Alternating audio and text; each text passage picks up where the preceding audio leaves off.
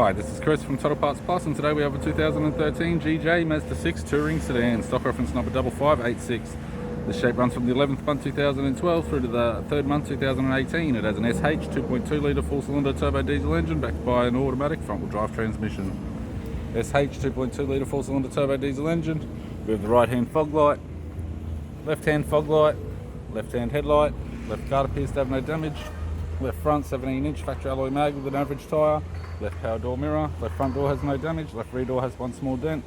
left rear 17-inch factory alloy mag with a good tyre, left tail light, left boot lid garnish, boot lid appears to have no damage, tidy rear bumper cover, factory fitted tow bar supplied with all bolts, brackets and loom, right rear boot lid garnish, right hand tail light, right rear 17-inch factory alloy mag with a good tyre,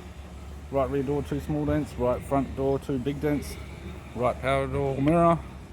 right guard has no damage, and a right front 17-inch factory alloy mag with a good tyre. We have the driver's side door trim, power window master switch. This vehicle is fitted with black leather interior, automatic type console, automatic gear shifter,